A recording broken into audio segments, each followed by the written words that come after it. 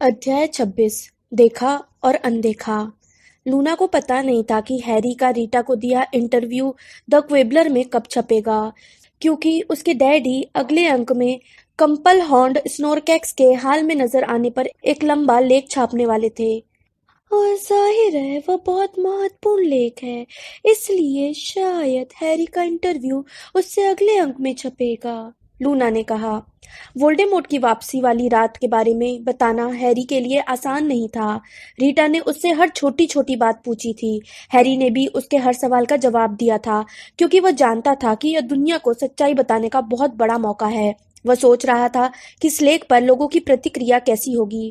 उसे लग रहा था कि इससे बहुत से लोगों को यकीन हो जाएगा कि वह पूरी तरह पागल है, इसलिए भी क्योंकि उसका लेख क्रम्पल हॉर्न्ड स्नोरकैक के बारे में छपी बकवास के साथ छपेगा। लेकिन बेलाट्रिक्स लेस्ट्रेंज और अन्य प्राणभक्षियों के भागने के कारण हैरी के मन में कुछ करने की प्रबल इच्छा थी, भले ही उसकी कोशिश कामयाब हो या न हो। देखते हैं तुम्हारा इंटरव्यू छपने के बाद अमृत क्या सोचती है, डीन ने सोमवार की रात को डिनर पर कहा। सीमस डीन की दूसरी तरफ बैठकर अपनी प्लेट में ढेर सारा चिकन और हैम पाई डाल रहा था, लेकिन हैरी जानता था कि वह ध्यान से सुन रहा था। सही किया हैरी, सामने बैठे नेविल ने कहा। उसका चेहरा थोड़ा पीला था, लेकिन उसने धीमी आवाज में आगे कहा, यह बहुत मुश्किल रहा होगा ना उसके बारे में बात करना, है ना? हैरी बुदबुदाया। हाँ, लेकिन लोगों को पता चलना चाहिए कि वोल्डेमॉर्ट क्या कर रहा है ना? सही है, नेविल ने सिर हिलाते हुए कहा।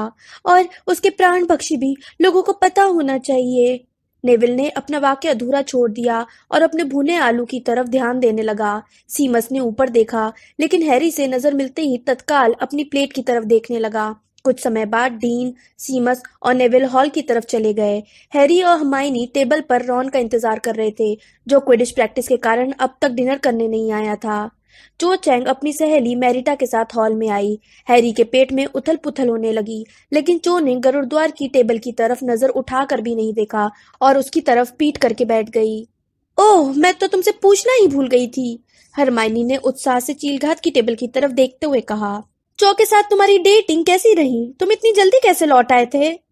और देखो यह, हैरी ने एक डिश अपनी तरफ खींचकर उसमें से परोसते हुए कहा, यह बहुत बुरा फ्लॉप शो साबित हुई। फिर उसने उसे बता दिया कि मैडम पेडीफुट की टी शॉप में क्या हुआ था। फिर उसने कुछ मिनट बाद अपनी बात पूरी की, जब उसकी प्लेट में रखी डिश का आखिरी टुकड़ा गायब हुआ। वह उछली और बोली, मैं तुमसे बाद में मिलती हूँ हैरी, और बाहर भाग गई। हैरी ने अपनी चम्मच नीचे रखकर हरमाइनी की तरफ देखा। मेरा मतलब है उसने ऐसा क्यों किया? आखिर हुआ क्या था? हरमाइनी ने आ भरते हुए चो के सिर के पिछले हिस्से पर नजर डाली। ओह हैरी, उसने दुख से कहा, देखो मुझे अफसोस है, लेकिन तुम बहुत ही फूहड़ हो। मैं फूहड़? हैरी ने गुस्से से कहा। एक मिनट पहले तक तो हम लोग अच्छी तरह बातें कर रहे थे, लेकिन अगले ही मिनट वह मुझे बताने लगी कि रॉजर डेविस ने उसके सामने डेटिंग का प्रस्ताव रखा था और वह किस तरह उस मूर्खतापूर्ण टी शॉप में सेड्रिक के साथ चूमा चाटी करती थी। इसके बारे में मुझे कैसा महसूस होना चाहिए था? देखो, हरमाइनी ने ऐसे शांत अंदाज में कहा जैसे कोई अति भावुक बच्चे को यह सिखा रहा हो कि एक और एक दो होते हैं। तुम्हें उसे यह नहीं बताना चाहिए था कि तुम अपनी डेटिंग छोड़कर मुझसे मिलना चाहते थे। लेकिन, हैरी ने कहा, लेकिन तुम्ही ने तो कहा था कि 12 बजे मिलना और उसे भी साथ ले आना। मैं उसे बताए बिना यह काम कैसे करता? हरमाइनी ने अभी भी उसी धैर्य भरे अंदाज में कहा। तुम्हें उसे दूसरे तरीके से बताना चाहिए था। तुम्हें कहना चाहिए था कि इससे तुम्हें चिढ़ हो रही है, लेकिन मैंने तुमसे थ्री ब्रूम स्ट्रीट में मिलने का वादा करवा लिया था। तुम्हें कहना चाहिए था कि तुम मुझसे नहीं मिलना चाहते हो और पूरे दिन उसी के साथ ही रहना चाहते हो। तुम्हें कहना चाहिए था कि अगर वो तुम्हारे साथ आएगी तो तुम मुझसे जल्दी ही छुटकारा पालोगे, और यह भी अच्छा रहता अगर तुम कह देते कि मैं बदसूरत हूँ। हरमाइनी ने बाद में यह भी जोड़ दिया। लेकिन तुम बदसूरत नहीं हो, हैरी ने चकराते हुए कहा। हरमाइनी हंस पड़ी। हैरी, तुम तो रॉन से भी गए गुजरे हो। नहीं नहीं, तुम नहीं हो, उसने आ भरी, जब चिड़चिड़ाता दिख रहा रॉन हॉल में छपछप करता और कीचड़ उड़ाता हुआ आया। देखो, जब तुमने चो को बताया कि तुम मुझसे मिलने आ रहे हो तो वह विचलित हो गई, इसलिए उसने तुम्हें जलाने की कोशिश की। वह पता लगाना चाहती थी कि तुम उसे कितना पसंद करते हो।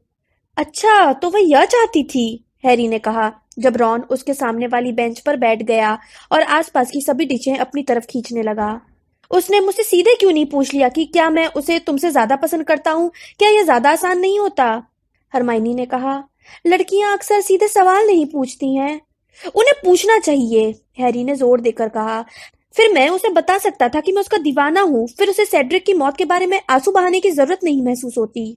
मैं यह नहीं कह रही हूँ कि उसने जो किया था वह समझदारी भरा था, हरमाइनी ने कहा जब जिनी भी उनके पास आ गई। वह भी रॉन की तरह ही कीचड़ में लथपथ और असंतुष्ट थी। मैं तो तुम्हें बस यह बताने की कोशिश कर रही हूँ कि वह उस वक्त कैसा महसूस कर रही थी। अपने आलू को काटते हुए रॉन ने हरमाइनी से कहा, तुम्हें तो एक पुस्तक लिखनी चाहिए और लड़कियों के पागलपन भरे कामों का अनुवाद करना चाहिए ताकि लड़के उन्हें समझ सकें। हाँ, हैरी ने उत्साह से कहा और चीलघात की टेबल की तरफ देखने लगा जो अभी अभी खड़ी हुई थी। वह उसकी तरफ देखे बिना ही बड़े हॉल से बाहर चली गई। थोड़ा निराश महसूस करते हुए उसने रॉन और जिनी की तरफ देखा। तो क्विडिच प्रैक्टिस कैसी रही? बुरे सपने की तरह थी, रॉन ने चिड़चिड़ी आवाज में कहा। ओ छोड़ो भी, हरमाइनी ने जिनी की तरफ देखते हुए कहा।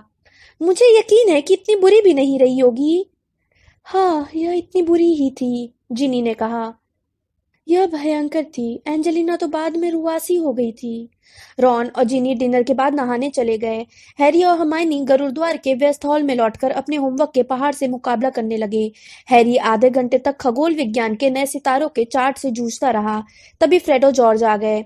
फ्रेड ने चारों तरफ देखते हुए पूछा, रॉन और जिनी यहाँ नहीं है? जब हैरी ने अपना सिर हिलाया तो उसने कुर्सी खींचते हुए कहा, अच्छा है, हमने उनकी प्रैक्टिस देखी थी। उनकी हार तय है। हमारे बिना उनका बड़ा बुरा हाल है। छोड़ो भी, जिनी बुरी नहीं है, जॉर्ज ने न्यायपूर्ण ढंग से कहा और फ्रेड की बगल में बैठ गया।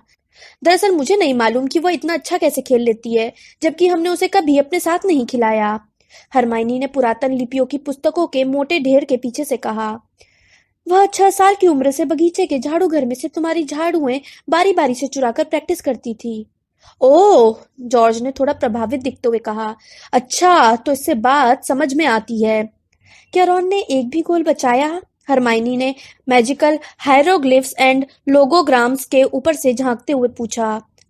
फ्रेड ने अपनी आंखें गोल गोल घुमाते हुए कहा, देखो, अगर उसे कोई न देखे तो वह गोल बचा सकता है। इसलिए शनिवार के मैच में जब भी तूफान उसके करीब आए, हमें दर्शकों से कहना होगा कि वे अपनी पीठ घुमाकर आपस में बातें करने लगे। वह दोबारा खड़ा हो गया और बेचैनी से खिड़की के पास जाकर अंधेरे मैदान को घूरने लगा। तुम जानते हो, क्विडिच ही इकलौती चीज थी जिसकी वजह से यह जगह रुकने लायक थी। हरमाइनी ने उसकी तरफ सख्ती से देखा। तुम्हारी परीक्षाएं आ रही हैं। हमने तुम्हें पहले भी बताया था, हमें एनईडब्ल्यूटी की परवाह नहीं है, फ्रेड ने कहा। गोतामार टॉफियां अब तैयार हो चुकी हैं। हमने पता लगा लिया है कि उन फोड़ों से कैसे मुक्ति पाई जाती है। मोलटेप काढ़े की 2 बूंदों से वे गायब हो जाते हैं। यह विचार हमें ली ने सुझाया था। जॉर्ज ने जमकर जम्हाई ली और रात के बादल भरे आसमान की तरफ असंतोष से देखा। मैं ये मैच नहीं देखना चाहता। अगर जकारियस स्मिथ ने हमें हरा दिया तो मैं आत्महत्या कर लूंगा, फ्रेड ने दृढ़ता से कहा। इससे अच्छा तो यह रहेगा कि तुम उसे मार डालो। हरमाइनी एक बार फिर पुरातन लिपियों के अनुवाद पर झुक चुकी थी। उसने बेध्यानी से कहा, क्विडिच के साथ यही दिक्कत है। इससे हाउसों के बीच अनावश्यक दुर्भावना और तनाव पैदा होता है। उसने अपनी स्पेलमैन सिलेबरी पुस्तक खोजने के लिए ऊपर देखा। तब जाकर उसे नजर आया कि फ्रेड, जॉर्ज और हैरी उसकी तरफ हिकारत और अविश्वास के मिले जुले भाव से घूर रहे थे। हाँ, इससे ऐसा ही होता है, उसने अधीरता से कहा। इसे सिर्फ खेल ही क्यों नहीं मानते हो? हैरी ने अपना सिर हिलाते हुए कहा। हरमाइनी, तुम भावनाओं को समझने और पढ़ाई करने में अच्छी हो, लेकिन तुम क्विडिच के बारे में जरा भी नहीं समझ सकती हो। हो सकता है, हरमाइनी ने अनुवाद के काम में लगते हुए बुझे स्वर में कहा, लेकिन कम से कम मेरी खुशी रॉन के गोल बचाने की योग्यता पर निर्भर नहीं करती है। हालांकि हैरी हरमाइनी के सामने यह बात स्वीकार करने के बजाय खगोल विज्ञान की मीनार से कूदना पसंद करता, लेकिन अगले शनिवार का मैच देखने के बाद वह भी यही चाहता था कि उसे क्विडिच की परवाह नहीं होती। मैच के बारे में जो सबसे अच्छी बात कही जा सकती थी वह यह थी कि यह जल्दी ही खत्म हो गया। गुरुद्वार के दर्शकों को सिर्फ 20 मिनट का कष्ट झेलना पड़ा। यह कहना कठिन था कि सबसे बुरी चीज क्या थी। हैरी को यह तय करना मुश्किल था। इसके लिए कई चीजों में कड़ा मुकाबला था। रॉन का 14वां असफल बचाव, स्लोपर का पहलवान के बजाय एंजेलिना के चेहरे पर बल्ला मारना और जकारियस स्मिथ के तूफान लेकर आने पर कर का चीख कर अपनी झाड़ू पर पीछे की तरफ गिर जाना। यह चमत्कार ही था कि गुरुद्वार सिर्फ 10 पॉइंट से हारा था। जिनी मेहनत कश हाउस के खोजी समर बी के नाक के नीचे से सुनहरी गेंद पकड़ने में कामयाब हो गई थी, जिससे अंतिम स्कोर 240 और 230 हो गया। अच्छा पकड़ा, हैरी ने हॉल में जिनी से कहा, जहां का मॉल ऐसा था जैसे वहां बहुत दुखद अंत्येष्टि हो रही हो। उसने कंधे उचकाते हुए कहा, मेरी किस्मत अच्छी थी। सुनहरी गेंद ज्यादा तेज नहीं थी और समर भी को सर्दी थी। उसे छींक आ गई और उसकी आंखें बिल्कुल गलत मौके पर बंद हो गई। वैसे भी जब तुम टीम में आ जाओगे। जी नहीं, मुझ पर आजीवन प्रतिबंध लगा है। जब तक अमरीज स्कूल में प्रतिबंध तब तक ही है, जिनी ने उसे सुधारते हुए कहा। दोनों में फर्क है। वैसे भी जब तुम लौट आओगे तो मैं धावक बनने की कोशिश करूंगी। एंजेलिना और एलिसिया दोनों ही अगले साल स्कूल से जा रही हैं। वैसे भी मुझे सुनहरी गेंद पकड़ने के बजाय गोल करना ज्यादा अच्छा लगता है। हैरी ने मुड़कर रॉन को देखा, जो एक कोने में कंधे झुकाकर बैठा था और अपने घुटनों को घूर रहा था। उसके हाथ में बटर बियर की बोतल थी। एंजेलिना उसे अब भी इस्तीफा नहीं देने दे रही है, जिनी ने कहा, जैसे उसने हैरी के मन की बात समझ ली हो। वह कहती है कि उसमें प्रतिभा है। हैरी को यह सुनकर अच्छा लगा कि एंजेलिना रॉन पर इतना भरोसा कर रही थी, लेकिन उसने साथ ही यह भी सोचा कि उसे रॉन पर तरस खाकर टीम छोड़ने की इजाजत दे देनी चाहिए। रॉन जब पिच से लौटा था, तब नागशक्ति वाले बड़े उत्साह से वीजली हमारा राजा है गा रहे थे। अब नागशक्ति वाले क्विडिच कप जीतने की स्थिति में आ चुके थे। फ्रेड और जॉर्ज वहां आ गए। मुझ में इतनी हिम्मत नहीं है कि मैं उसे तसल्ली दूं, फ्रेड ने रॉन की झुकी हुई आकृति को देखकर कहा। वैसे जब उसने 14वां गोल छोड़ा था, उसने अपने हाथ इस तरह हिलाए जैसे वह पवन चक्की चला रहा हो। अच्छा, मैं इसे पार्टियों के लिए बचा कर रखता हूँ, है ना? इसके बाद जल्दी ही रॉन खुद को घसीटकर अपने पलंग पर ले गया। रॉन की भावनाओं का सम्मान करते हुए हैरी ने कमरे में जाने से पहले कुछ देर तक इंतजार किया, ताकि अगर वह चाहे तो सोने का नाटक कर सके। यही हुआ भी। जब हैरी कमरे में घुसा तो रॉन थोड़ी ज्यादा जोर से खर्राटे ले रहा था, जो विश्वसनीय नहीं लग रहे थे। हैरी पलंग पर पहुंच गया और मैच के बारे में सोचने लगा। बाहर से खड़े होकर मैच देखना बहुत ही कुंठाजनक था। वह जिनी के प्रदर्शन से बहुत प्रभावित था, लेकिन वह जानता था कि अगर वह होता तो सुनहरी गेंद थोड़ी ज्यादा जल्दी पकड़ लेता। मैच में एक पल ऐसा आया था जब सुनहरी गेंद कर्क के टकने के पास फड़फड़ा रही थी। अगर जिनी देर नहीं करती तो वह गुरुद्वार को जीत दिला सकती थी। अम्बरिज हैरी और हरमाइनी से कुछ लाइन नीचे बैठी थी। एक दो बार उन्होंने मुड़कर हैरी की तरफ देखा। मेंढक जैसा उनका चौड़ा मुंह खींचा हुआ था और वे बड़ी खुशी से मुस्कुरा रही थी। उस दृश्य की याद से हैरी को गुस्सा आ गया। बहरहाल कुछ मिनट बाद उसे याद आया कि उसे सोने से पहले अपने दिमाग से सभी भाव खाली करने थे, जैसा स्नेप ने हर गुप्त विद्या की क्लास के आखिर में उससे कहे थे। उसने एक दो पल कोशिश की, लेकिन अम्बरिज की यादों के बाद स्नेप का विचार तो और भी भयानक था। अब भावनाएं खाली करने के बजाय हैरी ये सोचने लगा कि वो इन दोनों से कितनी बुरी तरह नफरत करता था। धीरे धीरे रॉन के खर्राटे बंद हो गए और सांस लेने की धीमी गहरी आवाज आने लगी। हैरी को नींद आने में समय लगा। उसका शरीर थका हुआ था, लेकिन उसके दिमाग को शांत होने में काफी समय लग गया। उसने सपने में देखा कि नेविल और प्रोफेसर स्प्राउट आवश्यकता कक्ष में नाच रहे थे, जबकि प्रोफेसर मैगोनिकल बैकपाइप बजा रही थी। उसने उन्हें कुछ देर तक खुशी से देखा, फिर जाकर डीए के दूसरे सदस्यों को बुलाने का फैसला किया। लेकिन जब वह कमरे में लौटा तो उसके सामने पगले बार्नाबेस की दीवार दड़ी नहीं थी, बल्कि पत्थर की एक दीवार पर मशाल जल रही थी। उसने अपना सिर धीरे से बाईं तरफ हिलाया। वहां बिना खिड़की के गलियारे के आखिरी सिरे पर एक काला दरवाजा था। वह उसकी तरफ रोमांच से बढ़ने लगा। उसे यह अजीब एहसास हो रहा था कि आखिर इस बार वह कामयाब हो जाएगा और उसे खोलने का कोई तरीका खोज लेगा। वह उससे कुछ फुट दूर था। रोमांची उत्तेजना के साथ उसने देखा कि दाईं तरफ नीली रोशनी की एक चमकदार पट्टी थी। दरवाजा खुला था। उसने उसे चौड़ा खोलने के लिए अपना हाथ बढ़ाया और तभी रॉन ने एक जोरदार खर्राटा लिया, जिससे हैरी की नींद खुल गई। उसका दायां हाथ कमरे में उसके सामने फैला हुआ था, उस दरवाजे को खोलने के लिए जो सैकड़ों मील दूर था। निराशा और अपराध बोध के मिले जुले एहसास से उसने अपना हाथ नीचे कर लिया। वह जानता था कि उसे दरवाजा नहीं देखना चाहिए था, लेकिन साथ ही वह यह जानने के लिए उतावला था कि उसके पीछे क्या है। उसे रॉन पर गुस्सा आने लगा। काश वह एक मिनट बाद खर्राटा लेता। सोमवार की सुबह जिस समय वे लोग नाश्ता करने के लिए बड़े हॉल में घुसे, उसी समय उल्लू डाक लेकर आ गए। सिर्फ हरमाइनी को ही दैनिक जादूगर का इंतजार नहीं था। लगभग सभी विद्यार्थी फरार प्राणभक्षियों के बारे में ज्यादा जानकारी पाने के लिए उत्सुक थे। हालांकि कई लोगों के अनुसार वे नजर आए थे, लेकिन वे अब तक पकड़ में नहीं आए थे। हरमाइनी ने उल्लू को एक नट देकर उत्सुकता से अखबार खोला।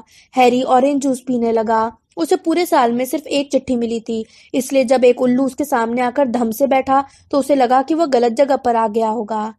तुम्हें किसके पास जाना है? हैरी ने उल्लू से पूछा और अपने ऑरेंज जूस को उसकी चोंच के नीचे से आलस से हटाया। फिर उसने आगे झुककर देखा कि लिफाफे पर किसका नाम लिखा है। उस पर लिखा था, हैरी पॉटर, बड़ा हॉल, हॉगवर्ट्स स्कूल। त्योरियां चढ़ाते हुए उसने उल्लू से लिफाफा लेने के लिए हाथ बढ़ाया, लेकिन इससे पहले कि वो ऐसा कर पाता, 3, 4, 5 और उल्लू पंख फड़फड़ाते हुए उसके पास नीचे उतर आए।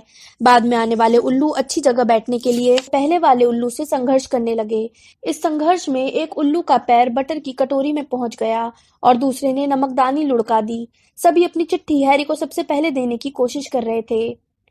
क्या हो रहा है? रॉन ने हैरानी से पूछा जब गुरुद्वार की टेबल पर बैठे सभी विद्यार्थी देखने के लिए आगे झुक गए। इस बीच 7 और उल्लू भी चीखते तथा पंख फड़फड़ाते हुए पहले वाले उल्लू के पास उतर चुके थे। हरमाइनी ने अपने हाथ पंखों के बीच डालकर एक लंबा पैकेट निकाला और बोली, मैं जानती हूँ इसका मतलब क्या है, इसे सबसे पहले खोलो। हैरी ने भूरे पैकेट को खोला। उसमें से द क्विबलर पत्रिका का मार्च का अंक निकला। इसके कवर पर उसका चेहरा मुस्कुरा रहा था। तस्वीर के आर पार बड़े बड़े लाल अक्षरों में ये शब्द लिखे थे, हैरी पॉटर का सनसनीखेज खुलासा, तुम जानते हो कौन के बारे में सच्चाई और जिस रात को मैंने उसे लौटते देखा। यह अच्छा है ना? लूना ने कहा, जो गुरुद्वार की टेबल के पास आ गई थी और इस समय फ्रेड तथा रॉन के बीच सिकुड़कर बेंच पर बैठ गई थी। पत्रिका कल ही प्रकाशित हुई है। मैंने डैडी से कहा था कि वे तुम्हें एक मुफ्त प्रति भिजवा दें। मैं उम्मीद करती हूँ।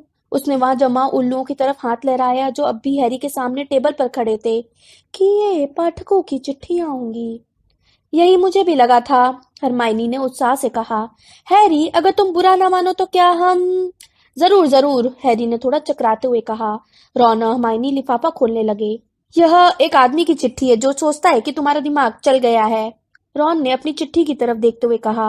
ओह अच्छा। यह महिला सुझाव देती है कि तुम्हें सेंट बंगोज में बिजली के झटके दिए जाने चाहिए, हरमाइनी ने निराश दिखते हुए कहा और दूसरी चिट्ठी को गुड़ी मुड़ी किया। यह ठीक दिखती है, हैरी ने धीरे से कहा और पेल्सी में रहने वाली एक जादूगरनी की एक लंबी चिट्ठी पर नजर डाली। सुनो, वह कहती है कि उसे मुझ पर यकीन है।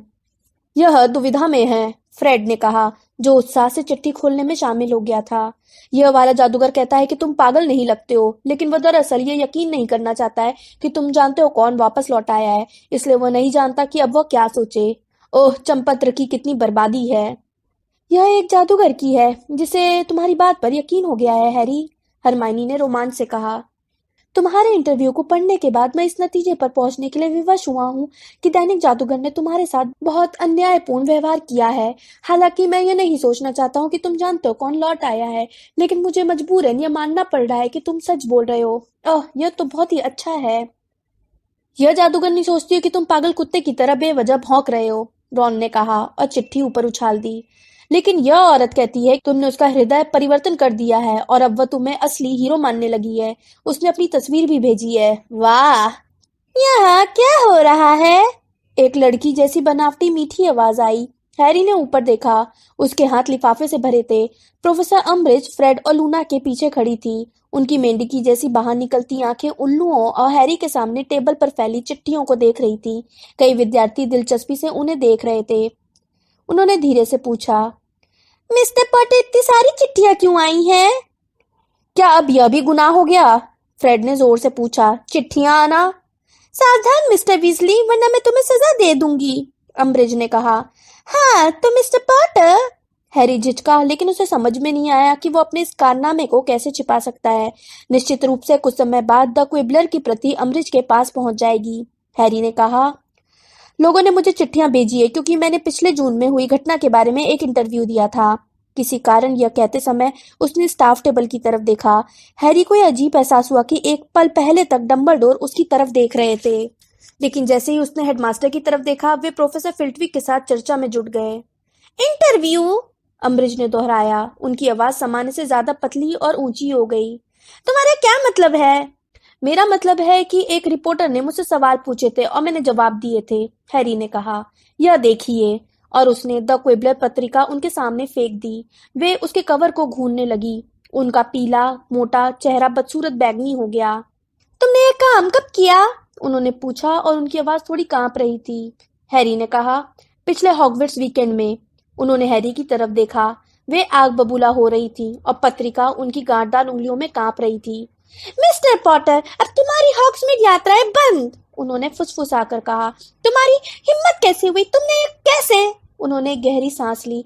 मैंने बार बार तुम्हें यह सिखाने की कोशिश की है कि तुम्हें झूठ नहीं बोलना चाहिए। जाहिर है संदेश अब भी गहराई तक नहीं जा पाया है। घरद्वार के 50 पॉइंट कम और 1 हफ्ते की सजा। वे दूर चली गईं। द क्वेबलर उनके सीने से चिपकी हुई थी और कई विद्यार्थी की आंखें उन पर जमी हुई थीं। कुछ देर बाद ही पूरे स्कूल में बड़े बड़े नोटिस लग चुके थे। सिर्फ हाउसों के नोटिस बोर्ड पर ही नहीं बल्कि गलियारों और क्लासरूम में भी। हॉगवर्ट्स की सर्वोच्च प्रशासक के आदेश से जिस विद्यार्थी के पास द क्विबलर नाम की पत्रिका पाई जाएगी उसे स्कूल से निकाल दिया जाएगा। यह शैक्षणिक कानून क्रमांक 27 के अनुपालन में है। हस्ताक्षर डेलोरेस जेन अम्ब्रिज, सर्वोच्च प्रशासक। जब भी हरमाइनी इस नोटिस को देखती थी तो न जाने क्यों वो बहुत खुश दिखने लगती थी। हैरी ने पूछा, तुम इतनी खुश क्यों हो रही हो? ओह हैरी, क्या तुम्हें समझ में नहीं आ रहा है? हरमाइनी ने कहा। अगर वे सुनिश्चित करवाना चाहती हैं कि इस स्कूल का हर विद्यार्थी तुम्हारा इंटरव्यू पढ़ ले तो उस पर प्रतिबंध लगाने से अच्छा तरीका और कोई नहीं था। हरमाइनी की बात बिल्कुल सही थी। हालांकि हैरी को स्कूल में कहीं भी दो क्विबलर नहीं दिखी, लेकिन शाम तक हर जगह विद्यार्थी उसके इंटरव्यू की बात एक दूसरे को सुना रहे थे। क्लासों के बाहर लाइन में, लंच के दौरान और क्लास में पीछे की कुर्सियों पर सभी इसके बारे में फुसफुसा रहे थे। हरमाइनी ने उसे बताया कि जब वो पुरातन लिपि की क्लास से पहले लड़कियों के टॉयलेट गई थी तो वहां भी इस बारे में बातें चल रही थी। हरमाइनी की आंखें चमकने लगीं जब उसने हैरी से कहा, फिर उन्होंने मुझे देख लिया। सबको पता है कि मैं तुम्हारी दोस्त हूँ, इसलिए उन्होंने मुझ पर सवालों की बमबारी कर दी। और हैरी, मैं सोचती हूँ कि उन्हें तुम पर यकीन है। मैं सचमुच ऐसा ही सोचती हूँ। मुझे लगता है कि आखिरकार अब लोग तुम्हारी बात मान गए हैं। इस दौरान प्रोफेसर अम्बरिज पूरे स्कूल में घूम रही थी और विद्यार्थियों को पकड़कर पुस्तकों तथा जेबों की तलाशी ले रही थी। हैरी जानता था कि वे द क्विबलर पत्रिका खोज रही थी, लेकिन विद्यार्थी उनसे कई कदम आगे थे। हैरी के इंटरव्यू वाले पन्ने पर विद्यार्थियों ने जादू कर दिया था ताकि वे किसी दूसरे व्यक्ति को पाठ्यक्रम के पन्ने जैसे दिखें और सिर्फ उनके पढ़ते समय ही असली रूप में आए, या फिर वे जादुई रूप से खाली दिखते थे जब तक कि वे दोबारा न पढ़ना चाहें। जल्दी ही यह लगने लगा कि स्कूल का हर विद्यार्थी इसे पढ़ चुका था। जाहिर है शैक्षणिक कानून क्रमांक 26 के तहत टीचर्स पर इंटरव्यू का जिक्र करने से प्रतिबंध लगा दिया गया था, लेकिन इसके बावजूद उन्होंने अपनी भावनाएं व्यक्त करने के तरीके खोज लिए। प्रोफेसर स्प्राउट ने गरुड़द्वार को 20 पॉइंट दे दिए जब हैरी ने उन्हें पानी का जग दिया। मुस्कुराते हुए प्रोफेसर फिल्टविक ने सम्मोहन के अंत में उसे शक्कर के चीखने वाले चूहों का बक्सा दिया और श्श कह के जल्दी से चले गए।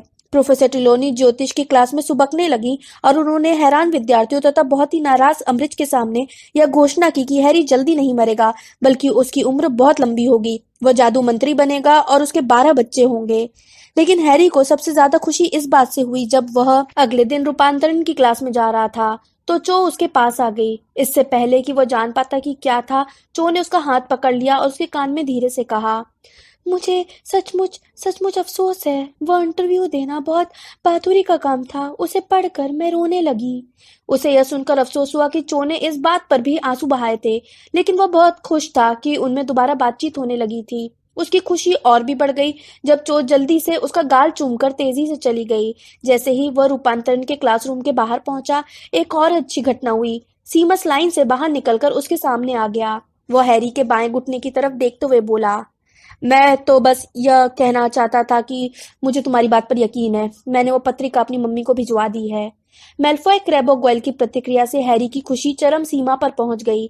वे लोग दोपहर में लाइब्रेरी में अपने सिर सटाए बैठे थे। उनके साथ एक घटिया दिखने वाला लड़का भी था, जिसके बारे में हरमाइनी ने फुसफुसा कर बताया था कि उसका नाम थियोडोर नॉट है।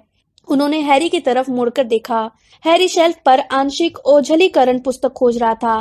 ग्वाइल ने अपनी उंगलियां खतरनाक तरीके से चटकाई और मेल्फॉय ने क्रैब से निश्चित रूप से फुसफुसाकर कोई बुरी बात कही। हैरी जानता था कि वे लोग ऐसा क्यों कर रहे थे। उन्होंने उन सभी के पिताओं के नाम प्राणभक्षियों के रूप में लिए थे।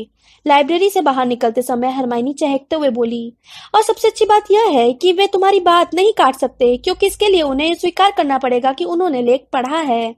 इससे भी अच्छी बात लूना ने डिनर के दौरान बताई। उसने कहा कि द क्विबलर का यह अंक जितनी तेजी से बिका है, उतना कोई अंक नहीं बिका था। डैडी उसे दोबारा छाप रहे हैं, उसने हैरी से कहा और उसकी आंखें रोमांच से बाहर निकल रही थी। उन्हें यकीन नहीं हो रहा है। वे कहते हैं कि लोग बाग क्रम्पल हॉर्न स्नोरकैक के बजाय इसमें ज्यादा दिलचस्पी ले रहे हैं। उस रात को हैरी गरुड़द्वार के हॉल में हीरो बन गया। फ्रेड और जॉर्ज ने द क्विबलर के सामने वाले कवर पर गृहदीकरण सम्मोहन करके उसे दीवार पर लटका दिया ताकि हैरी का विशाल सिर हॉल में देखता रहे और बीच बीच में तेज आवाज में कहता रहे, मंत्रालय वाले मूर्ख हैं। और अमृत गोबर खाओ। हरमाइनी को यह बहुत मजेदार नहीं लगा। उसने कहा कि इससे उसकी एकाग्रता भंग हो रही है। वह चिढ़कर जल्दी ही सोने चली गई। हैरी को भी 1-2 घंटे बाद यह मानना पड़ा कि यह पोस्टर उतना मजेदार नहीं लग रहा था, क्योंकि अब बोलने वाला सम्मोहन कमजोर पड़ने लगा था, जिससे यह अक्सर ज्यादा ऊंची आवाज में सिर्फ गोबर और अमृत जैसे शब्द बोलने लगा था, तथा बीच के शब्द गायब हो गए थे। दरअसल इससे उसका सिर दुखने लगा और उसका निशान दोबारा टीस मारने लगा। उसे बहुत से विद्यार्थी घेरे हुए थे और उससे इंटरव्यू में कई बातें दोहराने का आग्रह कर रहे थे। उन लोगों के मुंह से निराशाजनक आहें निकली जब उसने यह ऐलान किया कि वह भी जल्दी सोने जाना चाहता है।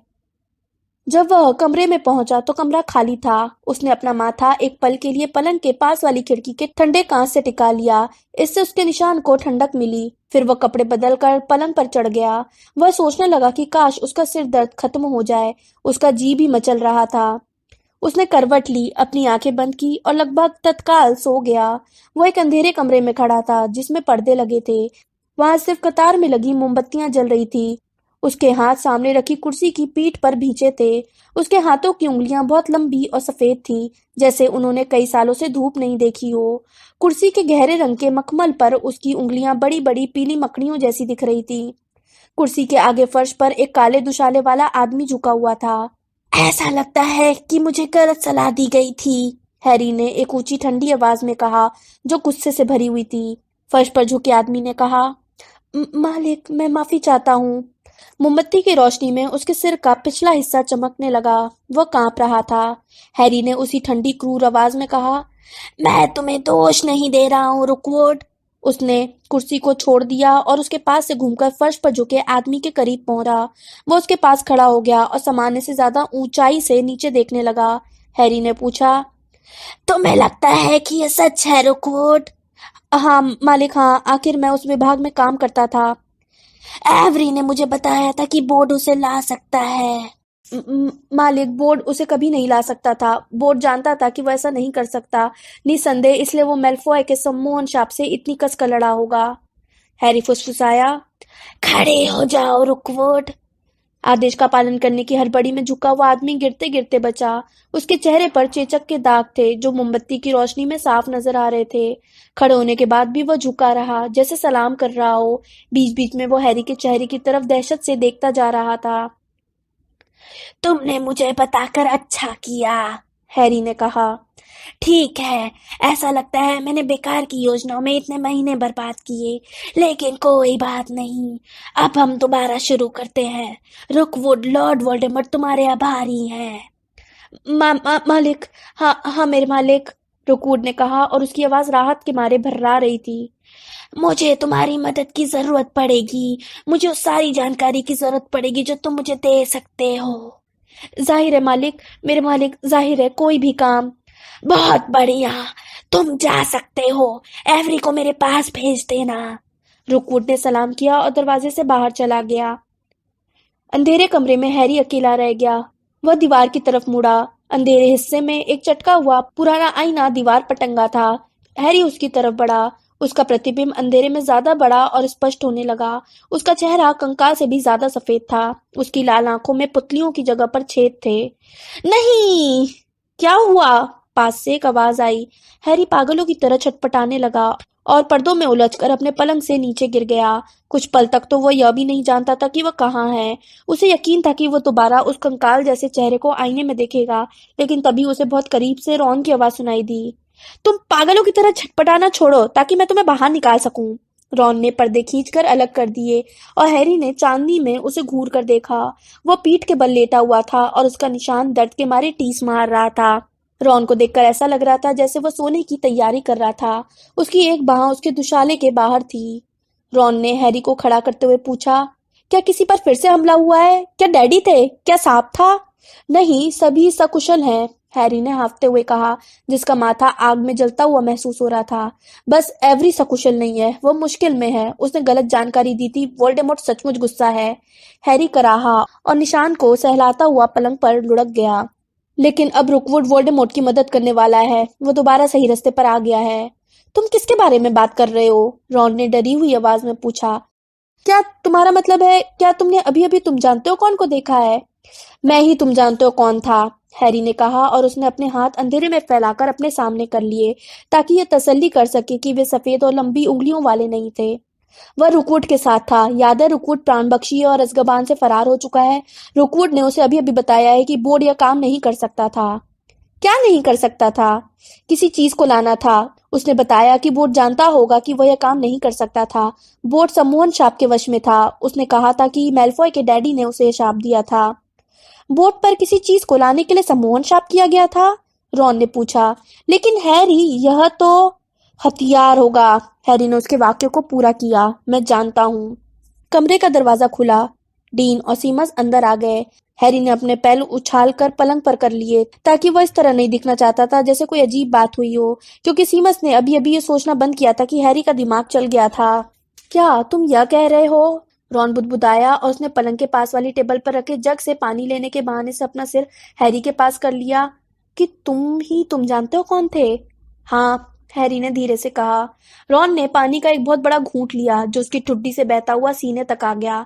जब डीन और सीमस आवाज करते हुए इधर उधर घूमने लगे और दुशाले उतारते समय बात करने लगे तो रॉन बोला, तुम्हें यह बात डंबलडोर को बतानी चाहिए। मैं किसी को नहीं बताने वाला, हैरी ने कहा। अगर मैं गुप्त विद्या में निपुण हो जाता तो यह सब नहीं देख पाता। मुझे अब तक इस चीज को बाहर रखना सीख लेना चाहिए था। वे यही चाहते हैं। वे से उसका मतलब डंबलडोर से था। वह अपने पलंग पर दोबारा चला गया और रॉन की तरफ पीठ करके लेट गया। कुछ समय बाद उसे रॉन के गद्दे के चरमराने की आवाज आई। वह समझ गया कि रॉन भी लेट गया है। हैरी के माथे का निशान दोबारा जलने लगा। उसने अपनी आवाज दबाने के लिए अपने तकिए को कसकर काटा। वह जानता था कि कहीं पर एवरी को सजा दी जा रही थी। हैरी और रॉन ने हरमाइनी को सारी बातें बताने के लिए अगली सुबह ब्रेक के वक्त तक का इंतजार किया। वे यह सुनिश्चित करना चाहते थे कि कोई उनकी बात न सुन सके। ठंडे और हवादार कोने में खड़े खड़े हैरी ने अपने सपने का हर विवरण बताया। उसकी बात पूरी होने के बाद हरमाइनी थोड़ी देर तक कुछ नहीं बोली। वह फ्रेड और जॉर्ज की तरफ दर्द भरी नजरों से घूरती रही। वे दोनों सिरविहीन दिख रहे थे और अहाते के दूसरे कोने पर अपने चोगे के अंदर से जादुई हैट बेच रहे थे। आखिरकार हरमाइनी ने फ्रेड और जॉर्ज से अपनी निगाह हटाते हुए धीरे से कहा, तो उन्होंने उसे इसलिए मारा था। जब बोर्ड ने उस हथियार को चुराने की कोशिश की तो उसके साथ कोई अजीब घटना हुई। मैं सोचती हूँ कि हथियार पर सुरक्षात्मक मंत्र होंगे ताकि लोग उसे छू ना पाए, इसलिए वह सेंट मंगोज में भर्ती था। उसका दिमाग विचित्र हो गया होगा और वह बोल भी नहीं सकता था। लेकिन याद है उपचारक ने हमें क्या बताया था? वह ठीक हो रहा था और अपराधी उसे ठीक होने देने का जोखिम नहीं ले सकता था, है ना? मेरा मतलब है, जब बोर्ड ने उस हथियार को छुआ होगा तो जो भी अजीब चीज हुई होगी उसके सदमे से शायद सम्मोहन शाप का प्रभाव खत्म हो गया होगा। अगर उसकी आवाज लौट आती तो वो बता सकता था कि वह क्या कर रहा था, है ना? तब सबको पता चल जाता कि उसे हथियार चुराने के लिए भेजा गया था। जाहिर है लूसियस मैल्फॉय के लिए उसे शाप देना बहुत ही आसान रहा होगा। वह हमेशा मंत्रालय में ही तो रहता है ना? वह मेरी सुनवाई वाले दिन भी वहीं पर मंडरा रहा था, हैरी ने कहा। अरे थोड़ा रुको, उसने धीरे से कहा। वह उस दिन रहस्य विभाग वाले गलियारे में था। तुम्हारे डैडी ने कहा था कि वह शायद चोरी से यह पता लगाने की कोशिश कर रहा था कि मेरी सुनवाई में क्या हुआ था, लेकिन मान लो। स्टागिस, हरमाइनी ने स्तब्ध होते हुए कहा। रॉन ने हैरानी से पूछा, क्या कहा? स्टगिस पोडमोर, हरमाइनी ने कहा। किसी दरवाजे के भीतर घुसने की कोशिश करते हुए गिरफ्तार हुआ था। लूसियस मैल्फॉय ने उसे भी सम्मोहन शाप दिया होगा। मैं शर्त लगाती हूँ कि उसी दिन तुमने उसे वहां देखा होगा, हैरी। स्टगिस के पास मूडी का अदृश्य चोगा था, ठीक है? अगर वो अदृश्य होकर दरवाजे के पास पहरा दे रहा होगा तो हो सकता है कि मैल्फॉय ने उसके हिलने की आवाज सुन ली हो या अंदाजा लगा लिया हो कि कोई वहां पर था, या फिर इस अंदाजे से सम्मोहन शाप दे दिया हो कि वहां पर कोई पहरेदार होगा। इसके बाद जब स्टगिस को मौका मिला, शायद यह उसकी गार्ड ड्यूटी की बारी होगी, तो उसने वोल्डेमॉर्ट के लिए हथियार चुराने के उद्देश्य से विभाग में घुसने की कोशिश की। रॉन, डरो मत। लेकिन उसे पकड़ लिया गया और अज़्काबान भेज दिया गया। उसने हैरी की तरफ देखा। और अब रुकवुड ने वोल्डेमॉर्ट को बता दिया है कि हथियार तक कैसे पहुंचना है। मैं पूरी बात नहीं सुन पाया, लेकिन ऐसा ही लग रहा था, हैरी ने कहा। रुकवुड वहां काम करता था। शायद वोल्डेमॉर्ट ने रुकवुड को यह काम करने भेजा होगा। हरमाइनी ने सिर हिलाया और सोच में डूबी रही। फिर अचानक वो बोली, लेकिन हैरी, तुम्हें यह सब नहीं देखना चाहिए था। क्या? हैरी ने हैरानी से पूछा। हरमाइनी गंभीर दिखते हुए बोली, तुम तो यह सीख रहे थे कि तुम्हें इस तरह की चीजों के प्रति अपना दिमाग कैसे बंद करना है। मैं जानता हूँ, हैरी ने कहा, लेकिन देखो, मुझे लगता है कि अभी अभी तुमने जो देखा है उसे हमें भूलने की कोशिश करनी चाहिए, हरमाइनी ने दृढ़ता से कहा। और तुम्हें आगे से गुप्त विद्या सीखने में थोड़ी ज्यादा मेहनत करनी चाहिए। हैरी हरमाइनी से इतना गुस्सा हो गया कि उसने रात तक उससे बात नहीं की। उसका दिन बहुत बुरा साबित हुआ। जब विद्यार्थी गलियारे में फरार प्राणभक्षियों के बारे में बातें नहीं कर रहे थे, तो वे मेहनतकश के खिलाफ हुए मैच में गरुड़द्वार के बुरे प्रदर्शन पर हंस रहे थे। नागशक्ति के लोग वीजली हमारा राजा है इतनी जोर से और बार बार गा रहे थे कि शाम तक फिल्च ने चिढ़कर गलियारे में उसे गाने पर प्रतिबंध लगा दिया। उस सप्ताह स्थिति में कोई खास सुधार नहीं हुआ। हैरी को काढ़े में 2 और डी मिले। उसे अब भी यह चिंता सता रही थी कि हैग्रिड को निकाला जा सकता है। इसके अलावा वह उस सपने के बारे में सोचता रहा जिसमें वह वोल्डेमॉर्ट बन गया था। हालांकि उसने रॉन और हरमाइनी से दोबारा इसका जिक्र नहीं किया। वो हरमाइनी की एक और झिड़की नहीं सुनना चाहता था। उसका बहुत मन था कि वह सीरियस से इसके बारे में बात करे, लेकिन उसका तो सवाल ही नहीं उठता था। इसलिए उसने मामले को अपने मस्तिष्क में पीछे धकेलने की कोशिश की। दुर्भाग्य से उसके दिमाग का पीछे वाला हिस्सा अब उतना सुरक्षित नहीं था जितना पहले हुआ करता था। उठो पॉटर। रुकवुड के सपने के 2 सप्ताह बाद हैरी एक बार फिर स्नेप के ऑफिस के फर्श पर घुटनों के बल बैठा था और अपने मस्तिष्क की यादों को हटाने की कोशिश कर रहा था। उसे एक बार फिर बहुत शुरुआती यादें आ गई जिनके बारे में उसे पता भी नहीं था। उसमें से ज्यादातर उस अपमान के बारे में थी जो डडली और उसका गैंग अक्सर प्राइमरी स्कूल में करते थे। वह आखिरी याद, स्नेप ने कहा। वह क्या थी?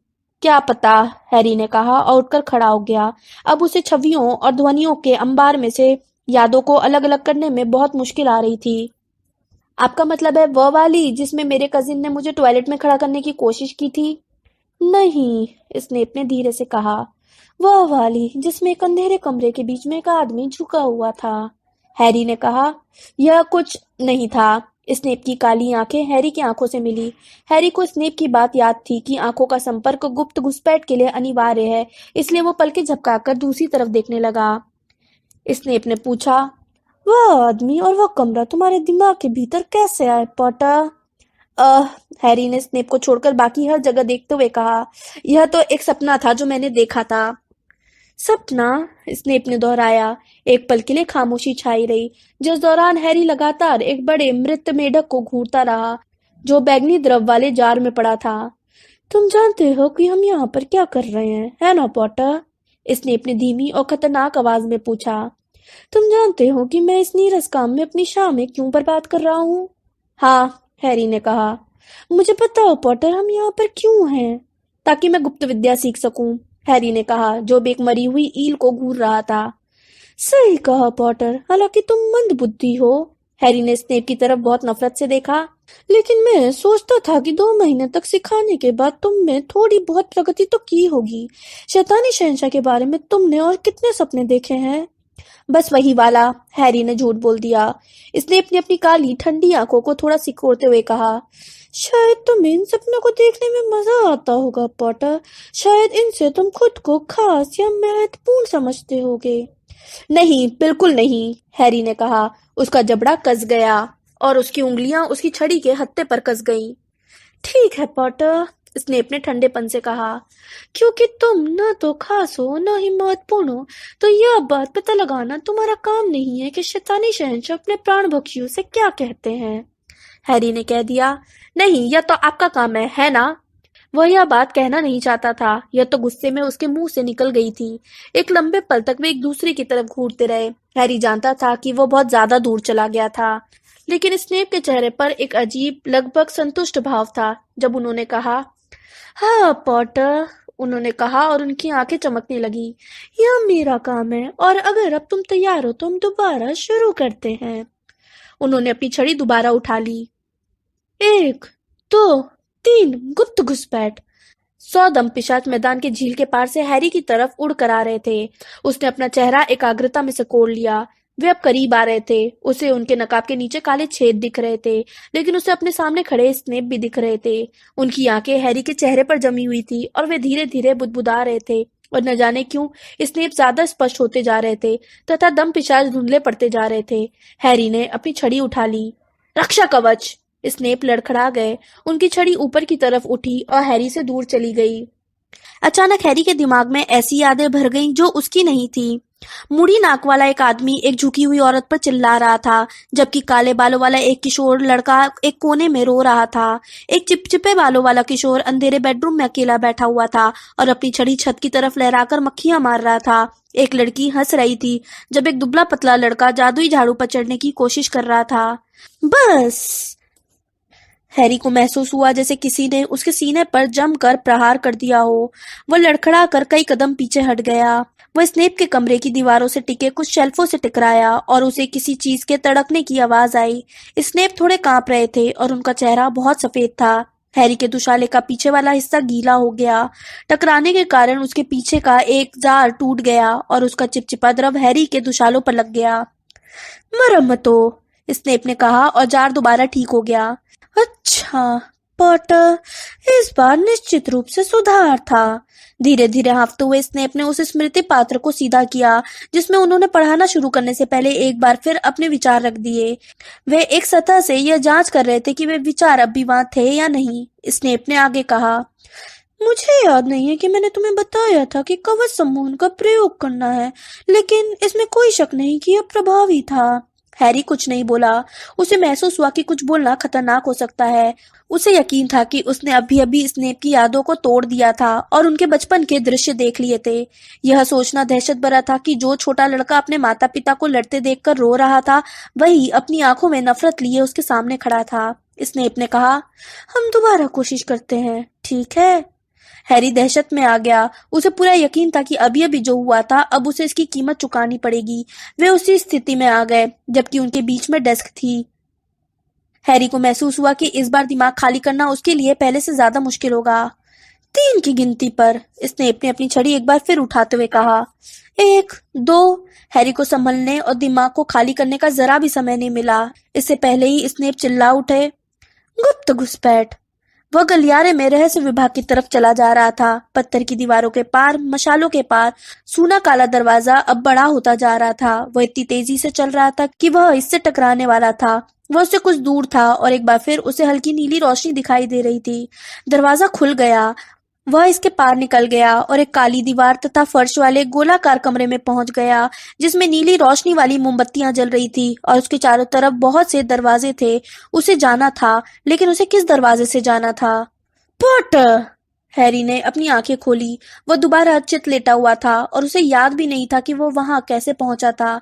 वह इस तरह हाँफ रहा था जैसे वह सचमुच रहस्य विभाग के गलियारे में दौड़कर काले दरवाजे से होते हुए गोलाकार कमरे में पहुंचा हो। इसका कारण बताओ, स्नेप गुस्से में उससे पूछ रहे थे। मुझे नहीं पता क्या हुआ, हैरी ने खड़े होते हुए सच बोल दिया। जमीन से टकराने के कारण उसके सिर के पीछे एक घूमड़ हो गया था और उसे बुखार जैसा महसूस होने लगा। मैंने यह पहले कभी नहीं देखा था। मेरा मतलब है, मैंने आपको बताया था, मैंने दरवाजे के बारे में सपना देखा था, लेकिन यह पहले कभी खुला नहीं था। तुम अच्छी तरह मेहनत नहीं कर रहे हो। किसी कारण स्नेप 2 मिनट पहले से भी ज्यादा गुस्सा दिखने लगे जब हैरी ने अपनी टीचर की यादों को देख लिया था। पॉटर, तुम इतने आलसी और लापरवाह हो। कोई हैरानी नहीं है कि शैतानी शहंशाह। क्या आप मुझे एक बात बता सकते हैं सर? हैरी ने तैश में आते हुए कहा। आप वोल्डेमॉर्ट को शैतानी शहंशाह क्यों कहते हैं? मैंने सिर्फ प्राणभक्षियों को ऐसा कहते सुना है। स्नेप ने घुर्राते हुए अपना मुंह खोला। तभी कमरे के बाहर किसी औरत की चीख सुनाई दी। स्नेप का सिर ऊपर की तरफ हो गया और वे छत को घूरने लगे। उन्होंने बुदबुदाया, क्या? हैरी को दबा हुआ शोर सुनाई दे रहा था जो प्रवेश हॉल की तरफ से आता हुआ लग रहा था। स्नेप ने त्योरियां चढ़ाकर उसकी तरफ देखा। पॉटर, जब तुम यहाँ आ रहे थे तब क्या तुमने कोई असामान्य चीज देखी थी? हैरी ने अपना सिर इंकार में हिला दिया। उनके ऊपर कहीं पर वो औरत दोबारा चीखी। स्नेप अपने ऑफिस के दरवाजे तक गए। उनकी छड़ी तैयार थी और वे बाहर निकलकर ओझल हो गए। हैरी एक पल के लिए झिझका और फिर वह भी उनके पीछे पीछे चल दिया। चीखें सचमुच प्रवेश हॉल की तरफ से ही आ रही थी। जब हैरी तहखाने के ऊपर जाने वाली पत्थर की सीढ़ियों की तरफ भागा तो चीखें तेज हो गईं। ऊपर पहुंचने पर उसने देखा कि प्रवेश हॉल खचाखच भरा था। बड़े हॉल में डिनर चल रहा था और बहुत से विद्यार्थी वहां से बाहर निकल रहे थे कि क्या हो रहा था। विद्यार्थी संगमरमर की सीढ़ियों पर ठसाठस खड़े थे। हैरी नागशक्ति के विद्यार्थी के समूह को धक्काता हुआ आगे बढ़ा। उसने देखा कि देखने वालों ने एक बड़ा गोला बना लिया था। उनमें से कुछ सदमे में थे जबकि बाकी डरे हुए थे। प्रोफेसर मैगोनिकल हैरी के सामने हॉल के दूसरे छोर पर थी। उन्हें देखकर ऐसा लग रहा था जैसे इस दृश्य से उन्हें घिन आ रही हो। प्रोफेसर ट्रिलॉनी प्रवेश हॉल के बीच में खड़ी थी। उनके एक हाथ में छड़ी थी और दूसरे में शेरी की खाली बोतल थी। वे पूरी तरह पगलाई दिख रही थी। उनके बाल खड़े थे, उनका चश्मा तिरछा था, जिससे एक आंख दूसरी आंख से बहुत ज्यादा बड़ी दिख रही थी।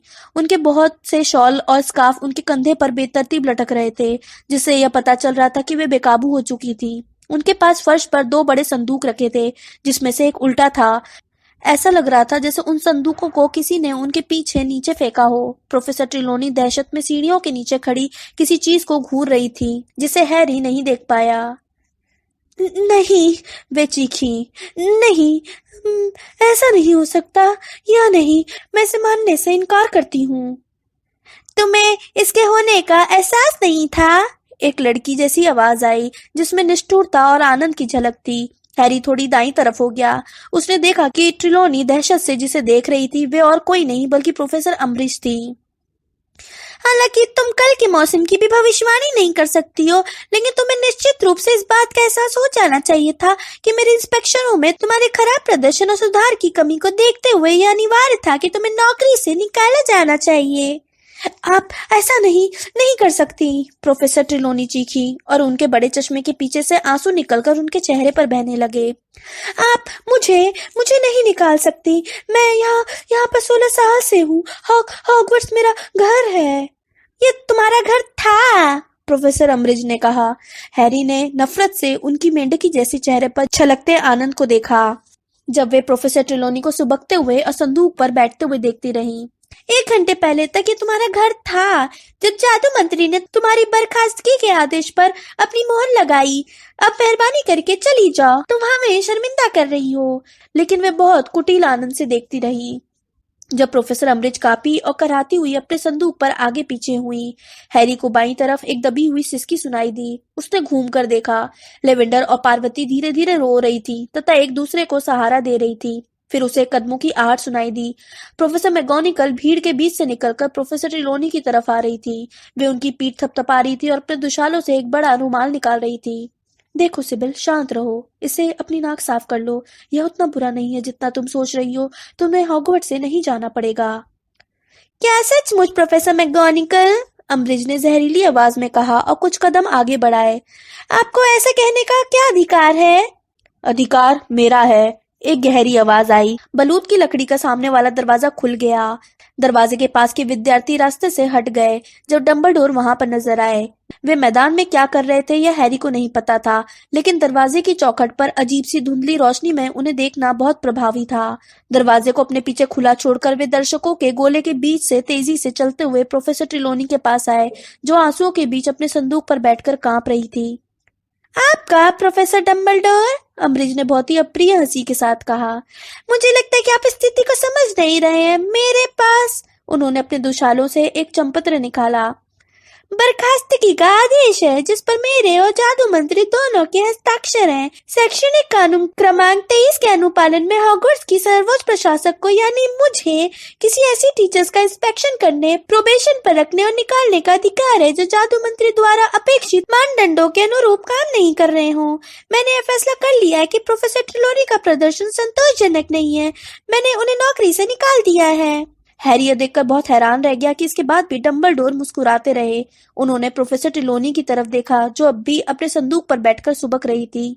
फिर वे बोले, आप ठीक कह रही है प्रोफेसर अम्बरिज। सर्वोच्च प्रशासक होने के नाते आपको मेरे टीचर्स को बर्खास्त करने का पूरा अधिकार है। बहरहाल आपको उन्हें महल से निकालने का अधिकार नहीं है। मुझे यकीन है, उन्होंने थोड़ा सिर झुकाते हुए कहा, कि ऐसा करने की शक्ति अब भी यहाँ के हेडमास्टर के पास है और मैं चाहता हूँ कि प्रोफेसर ट्रिलॉनी हॉगवर्ट्स में ही रहें। यह सुनकर प्रोफेसर ट्रिलॉनी पागलों की तरह हंसी। नहीं, मैं चली जाऊंगी डंबलडोर। मैं हॉगवर्ट्स छोड़ दूंगी। मैं कहीं और अपनी किस्मत आजमाऊंगी। नहीं, डंबलडोर ने तीखी आवाज में कहा, मेरी इच्छा है कि तुम यहीं रहो सिबिल। वे प्रोफेसर मैगोनिकल की तरफ मुड़े। प्रोफेसर मैगोनिकल, क्या आप सिबिल के साथ ऊपर वाली मंजिल तक जाएंगी? जाहिर है, प्रोफेसर मैगोनिकल ने कहा। चलो सिबिल, ऊपर चलते हैं। प्रोफेसर स्प्राउट भीड़ के बीच से तेजी से आगे आई और उन्होंने प्रोफेसर ट्रिलॉनी की दूसरी बांह थाम ली। दोनों ट्रिलॉनी को अम्बरिज के पास से निकालकर संगमरमर की सीढ़ियों के ऊपर ले गईं। प्रोफेसर फिल्टविक अपनी छड़ी सामने रखकर उनके पीछे पीछे गए। उन्होंने कहा, चली तो संदूक। प्रोफेसर ट्रिलोनी का संदूक हवा में उठकर उनके पीछे पीछे सीढ़ियों पर जाने लगा। प्रोफेसर फिल्टविक छड़ी उठाकर सबसे पीछे चल रहे थे। प्रोफेसर अम्बरिज बिल्कुल स्थिर खड़ी होकर मुस्कुराते डंबलडोर को घूर रही थी। उन्होंने फुसफुसाकर कहा, हालांकि उनकी बात पूरे प्रवेश हॉल में सुनाई दे रही थी। आप उनका क्या करेंगे जब मैं ज्योतिष के किसी नए टीचर को नियुक्त कर दूंगी और उसे रहने के लिए कमरे की जरूरत होगी? ओह, इसमें कोई दिक्कत नहीं है, डंबलडोर ने खुशी से कहा। देखिए, मैंने पहले ही ज्योतिष का नया टीचर खोज लिया है और उसे ग्राउंड फ्लोर पर ही रहना पसंद है। आपने खोज लिया है? अम्बरिज ने तीखी आवाज में कहा। आपने खोज लिया है? डंबलडोर, क्या मैं आपको याद दिला सकती हूँ कि शैक्षणिक कानून क्रमांक 22 के अनुपालन में मंत्रालय को किसी उपयुक्त उम्मीदवार को नियुक्त करने का अधिकार है, लेकिन तभी और सिर्फ तभी जब हेडमास्टर किसी को खोज ना पाए, डंबलडोर ने कहा। और मुझे यह कहते हुए खुशी हो रही है कि इस बार मैं कामयाब हो गया हूँ। क्या मैं आपका परिचय नए टीचर से करवा सकता हूँ? वे सामने वाले खुले दरवाजे की तरफ मुड़े, जिसमें से रात की धुंध तैरती हुई अंदर आ रही थी। हैरी को टापों की आवाज सुनाई दी। हॉल में चारों तरफ सदमे भरी बुदबुदाहट होने लगी और दरवाजे के पास खड़े विद्यार्थी जल्दी से पीछे हट गए। उनमें से कुछ तो आने के लिए रास्ता खाली करने की जल्दी में गिरते गिरते बचे। धुंध से एक चेहरा बाहर निकला, जिसे हैरी ने एक बार पहले अंधेरे जंगल में एक खतरनाक रात को देखा था। सफेद सुनहरे बाल और बिल्कुल नीली आंखें, आदमी का सिर और धड़, जिसके नीचे घोड़े के पैर थे। यह फिरेंज है, डंबलडोर ने स्तब्ध अमृत से चहकते हुए कहा। मुझे लगता है कि यह आपको उपयुक्त लगेगा।